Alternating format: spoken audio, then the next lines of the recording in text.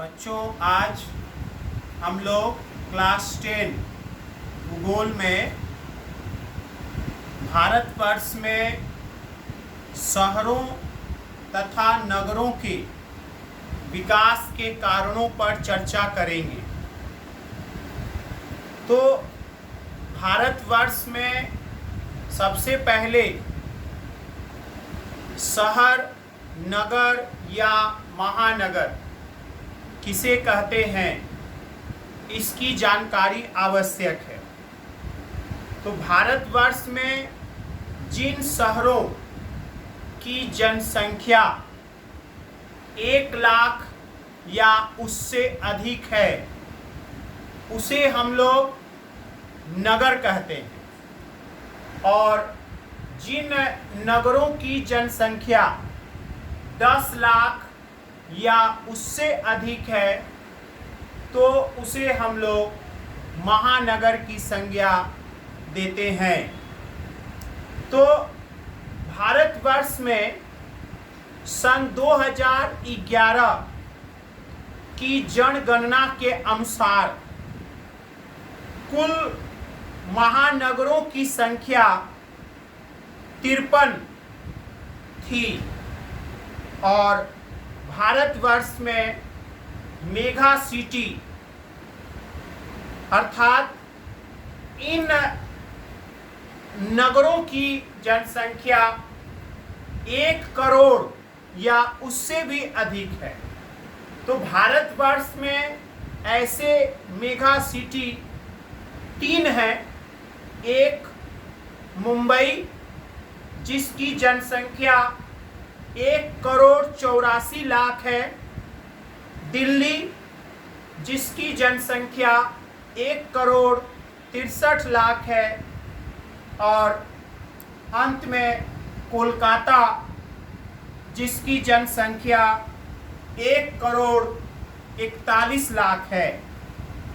तो बच्चों, भारतवर्ष में नगरों या शहरों के विकास या उनकी उत्पत्ति के कई कारण रहे हैं। और अगर हम लोग पिछले 3 जनसंख्या पर गौर करें तो हमें यह पता चलता है कि 1991 की जनगणना, 2001 साल की जनगणना और 2011 साल की जनगणना में भारतवर्ष में शहरों की संख्या 3696, 5161 और 7935 थी।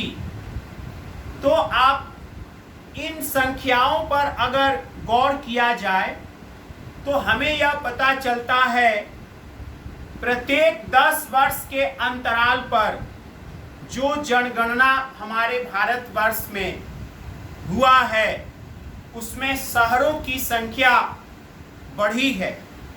और अगर हम लोग जनसंख्या के आधार पर इसको देखें तो 1991 में भारतवर्ष में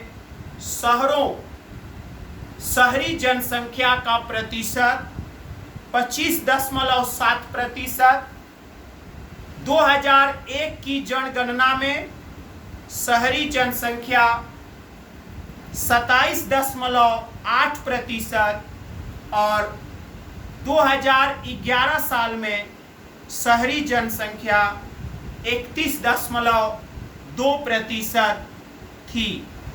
तो इस तरह से भारतवर्ष में दिन प्रतिदिन शहरी जनसंख्या बढ़ रही है।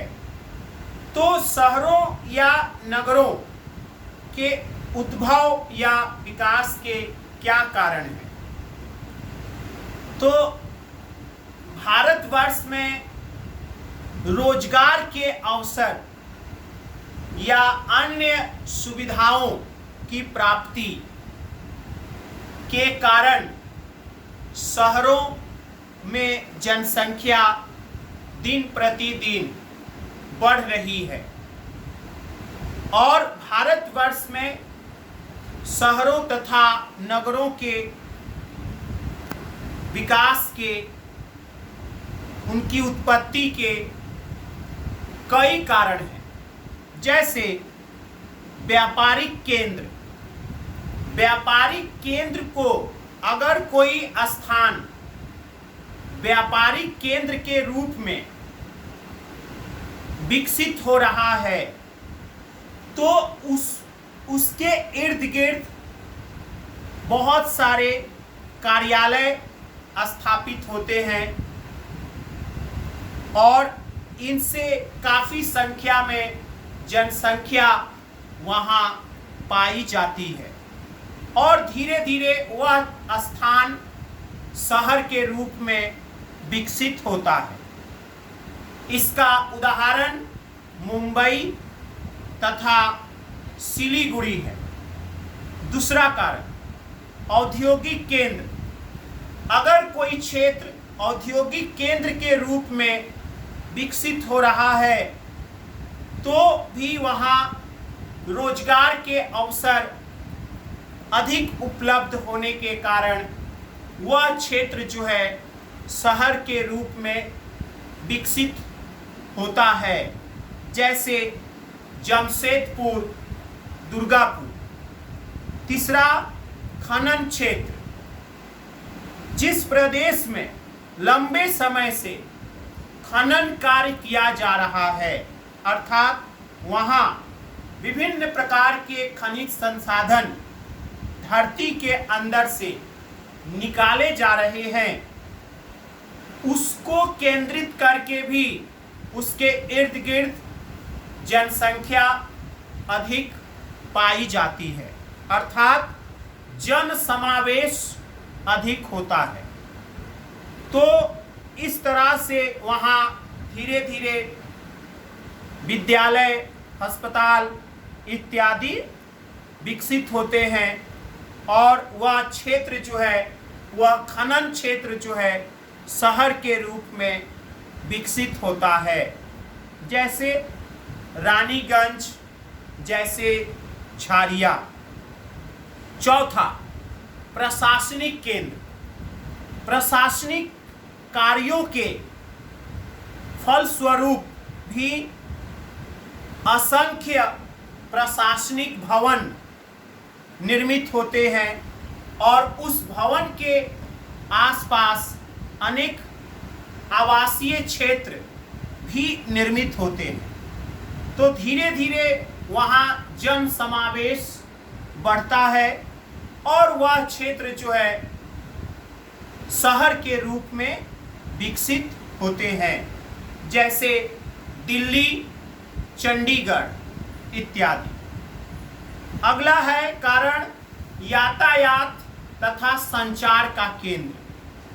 तो जो क्षेत्र रेल मार्ग, सड़क मार्ग द्वारा विकसित हुआ है और उसको उससे यातायात और संचार के केंद्र के आसपास बहुत सारे होटल, गोडाउन्स विकसित हुए हैं, तो वह क्षेत्र भी धीरे धीरे वहाँ जन समावेश बढ़ता है, आवासीय क्षेत्र निर्मित होते हैं और वह धीरे धीरे शहर के रूप में विकसित होते हैं। इसका आदर्श उदाहरण मुगल सराय है।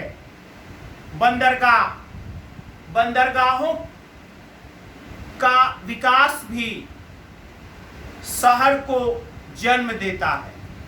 बंदरगाहों को केंद्रित करके उसके आसपास बहुत सारे गोडाउन्स, पोताश्रय विकसित होते हैं, आवासीय क्षेत्र निर्मित होता है और इस तरह से वहाँ उद्योग स्थापित करने का अवसर मिलता है और वह क्षेत्र जो है एक शहर के रूप में विकसित होता है।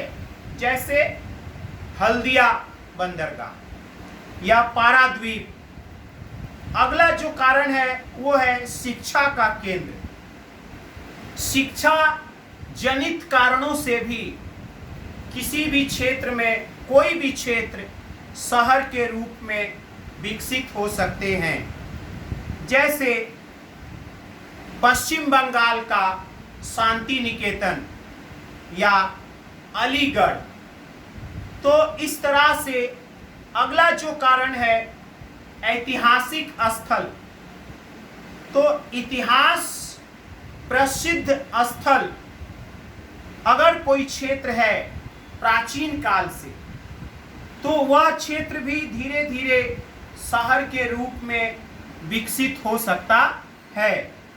जैसे आगरा, जैसे मथुरा।